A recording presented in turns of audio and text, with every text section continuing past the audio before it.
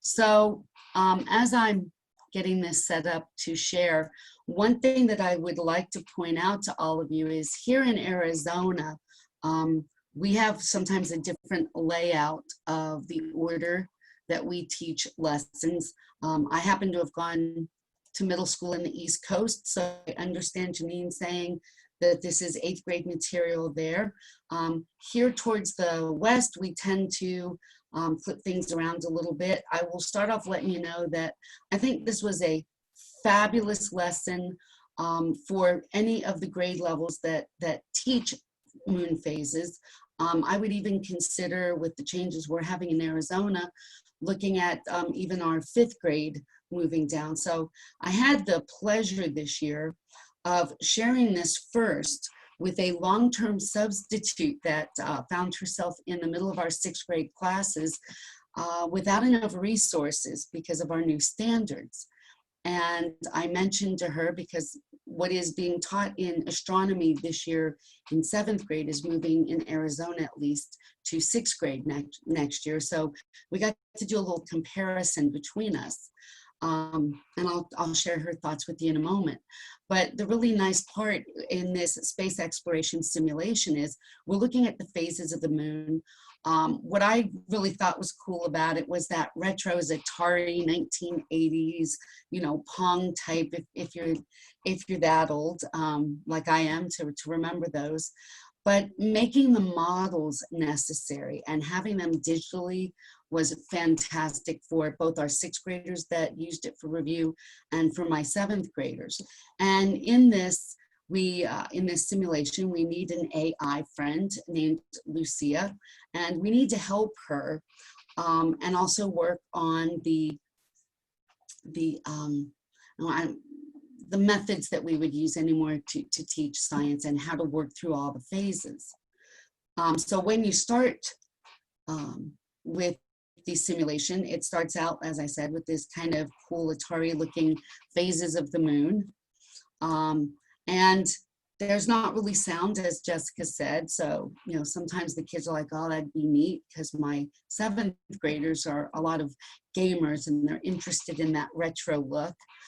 When you first join this mission, you type in your name and it starts off explaining to you that the Galactic Observing Telescope is having a problem.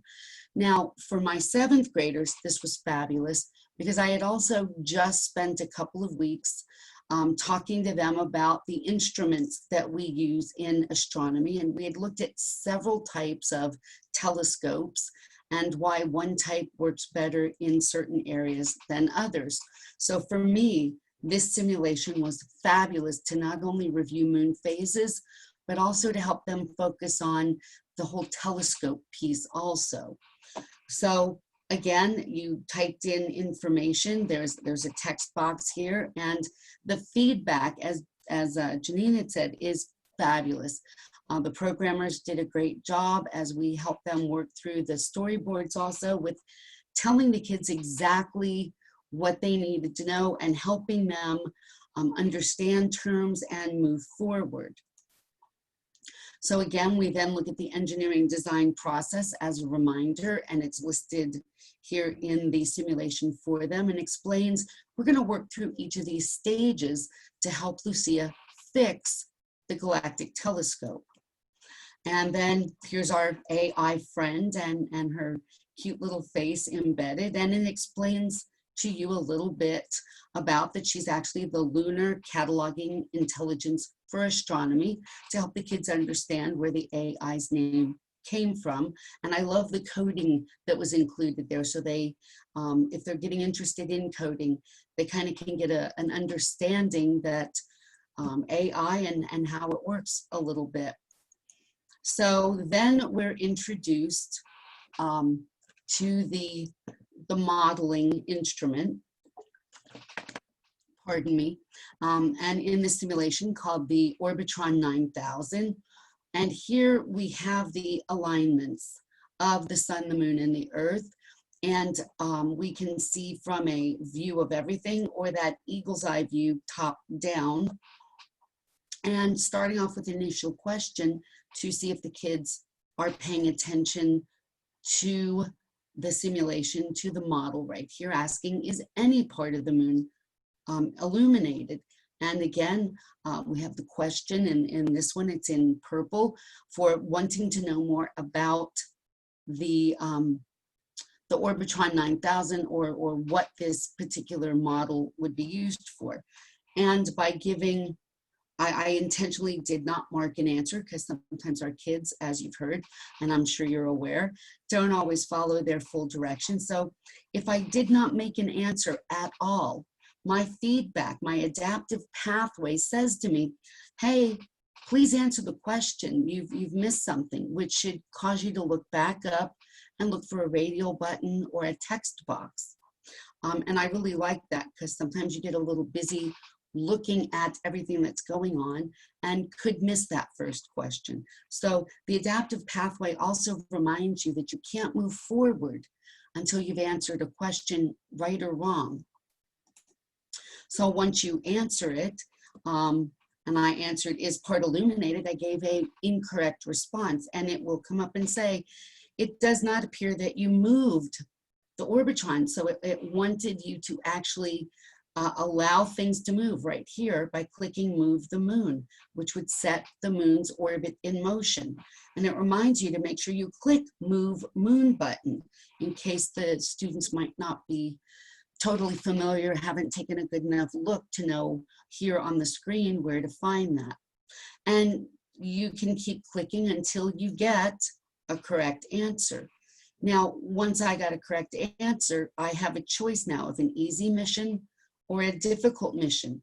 So the other adaptation I love here is that we have built-in differentiation, whether you have advanced or gifted students, or simply that whole range within your classroom, and you want to challenge someone. So difficult meaning a little more of a challenge. So I went ahead and went with the basic one to show you. And we're going through again the engineering design process level. So let's get started with the mission. We start off with what all the pieces and parts are, sorry about that, in the model to use, and it explains what all of them are. And you can go back always and click on to get the information again. So first point is to start here and have a good sense of what all your tools are. You would close that out, and Lucia comes up and says, I need help.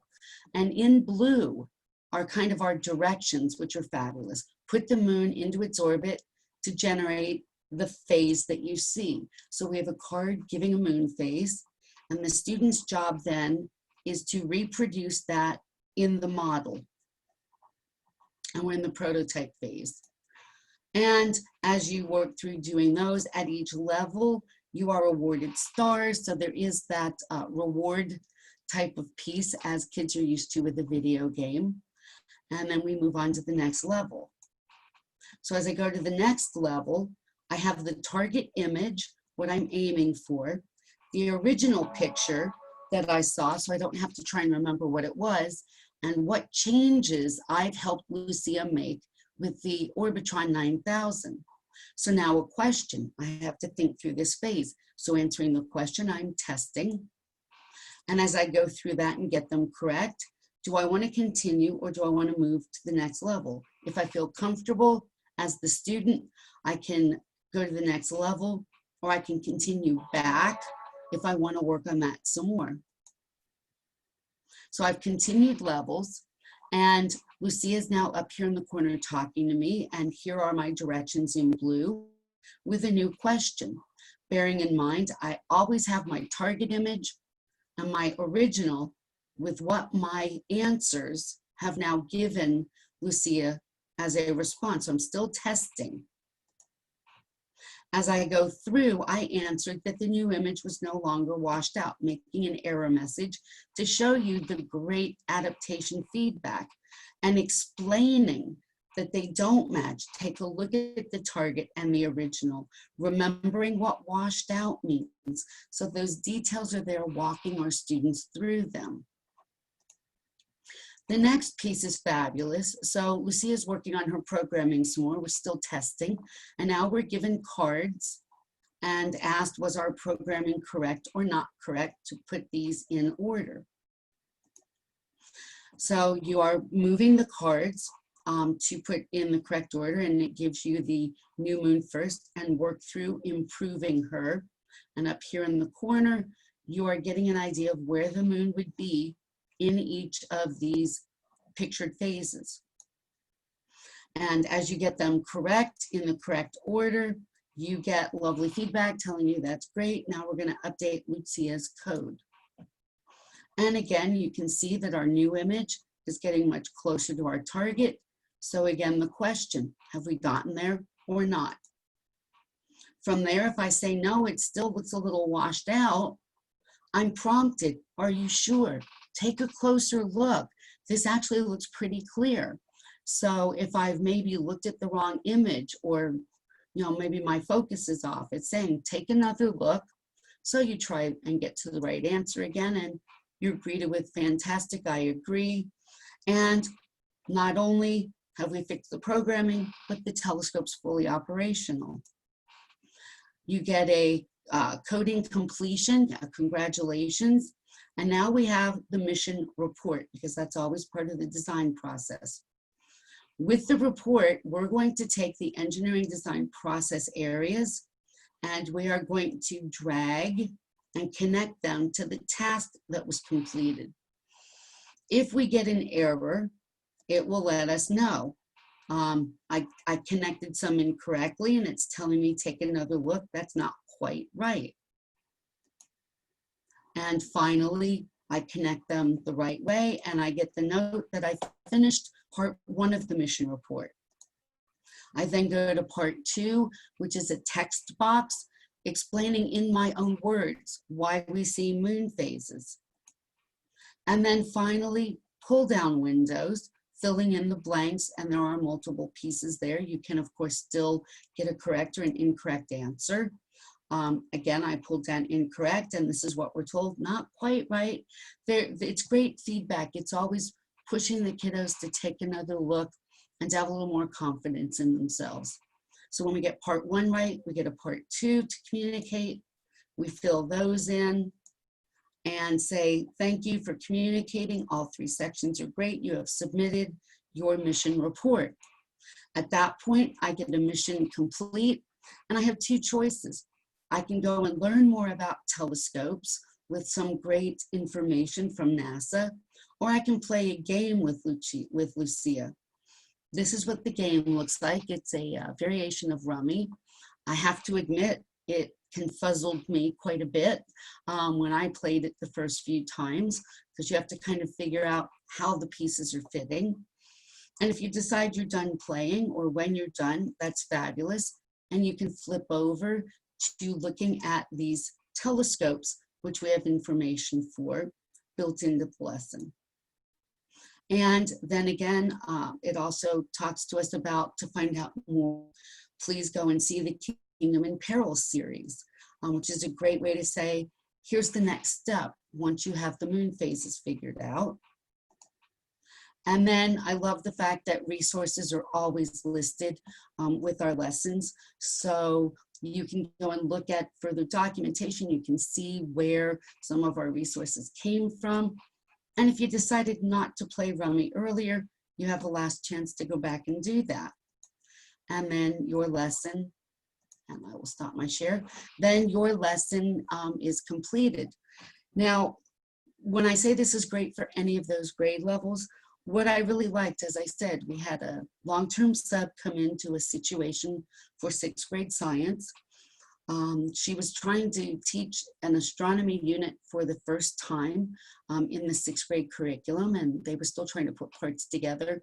And some of her kiddos were finished earlier than others, and I suggested this to her as a review. And she said some of the kids rushed through it, and some of them thought that the retro look was a little corny. And others actually spent a considerable amount of time working through it, helping each other and talking through. I found that similar with my kids, because we had already talked about moon phases, because we had already talked about telescopes. I loved the fact that 2 of my standards could be used to review. My kids were as interested in the AI and the retro look and the gaming idea that was behind the lesson as much as they were working through the science lesson.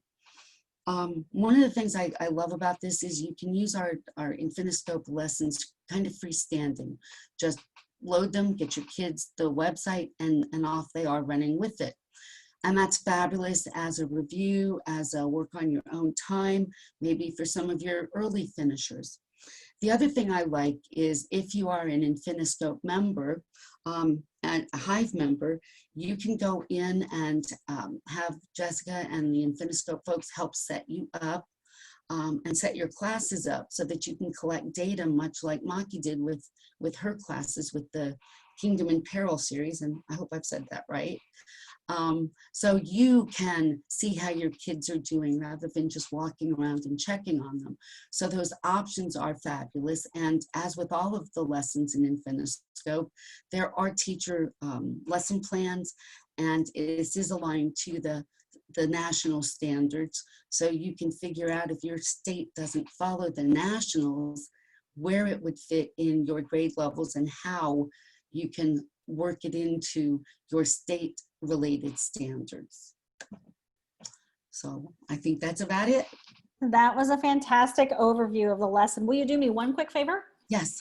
Will you load the PowerPoint and go to, I'll let you pick which one to start with, either a picture of the simulation or go to, oh gosh, what was the other thing I was going to point out? Oh, let's go to the simulation because I can't remember the other thing. Okay, let me that.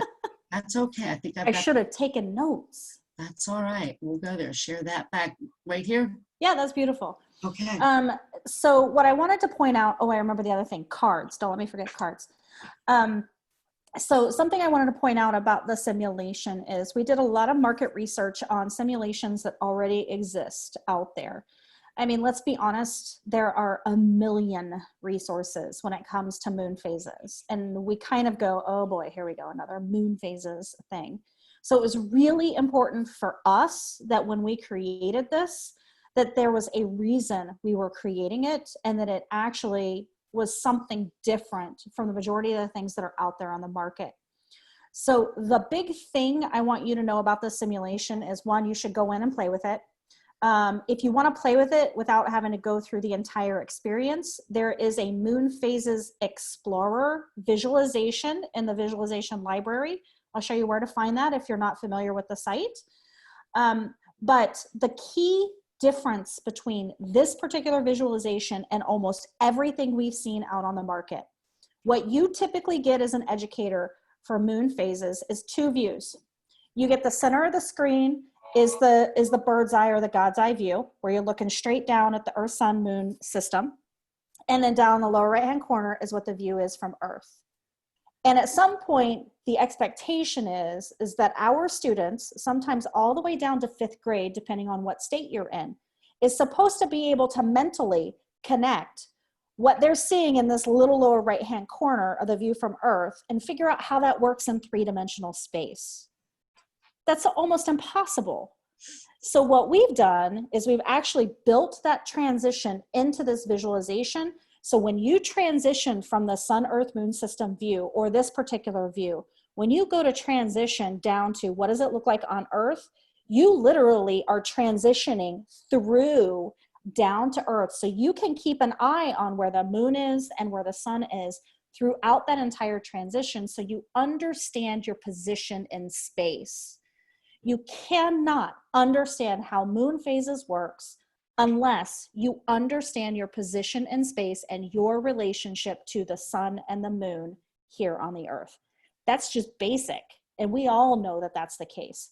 So what I've done, I did it myself, I'm the coder, and I just recorded that, so that's fantastic. But anyway, so we made sure that we've put that into this visualization as the way to level up. Yes. The other thing, I'm sorry, did you want to say something, Allison? No, I was to say yes, and I'm sorry I didn't show that here, but yes. No, that's fine. And it's hard to show some of those when you're taking screenshots. So yep, please go in and look at it, folks. It's beautiful. It's yep. And will you go down to the cards, the game? The rummy game, yes, I Yeah, will. yeah. Because this And you one can, did perplex me just a little bit when oh man, it's hard. It's so hard. Um, because the rules, but you have to understand the rules of rummy. So Yeah, there's that. But I think what was critical here is, and what I really wanted to point out was the different positions of the sun on these cards. yes, So if a student chooses the advanced pathway, we mix up the position of the sun on them. If they choose the easy mission, we keep the position of the sun in the exact same location. And we've done that intentionally because typically when we give our students any sort of visualization or documentation, more often than not, that visualization has the sun is on the left-hand side, you have them, the earth is on the right-hand side, and the moon is moving. And we never flip that orientation on them. And that's the true test of whether they understand moon phases. I'll tell you, Jessica, I've done that with my classes in the past. Moved where the sun was, and you're right. They're like, we've never seen this. So I love the fact that you can do this here, and they'll say it's a trick question. It's not. It depends on where you are, what season we're in, where we are in the Earth's revolution and moving through the year. So I think that's a fabulous thing. And for the rest of you out there with your kids, I would highly suggest exposing them to this in this way, so that they can kind of get that out of their system, and then talk about how throughout the year, as our position going around the sun changes, those things would change. Right. And there is no up in space. And that's the thing. That's the reason that we have to do this. So I wanted to make sure you all knew that that's really the major difference between the easy pathway and the difficult pathway, is that change in orientation. Even for us as adults who can say we firmly grasp moon phases, it does make you pause and go, okay, wait. Okay, I know where it is, but you have to mentally put yourself in that space. We've had kids during testing who have said, oh, I really like that you guys move the sun on us, because I knew moon phases before I was doing this, and that actually made me have to think about it. So it's a great opportunity for even those kids who think that they know moon phases, or even do know moon phases, to kind of level it up.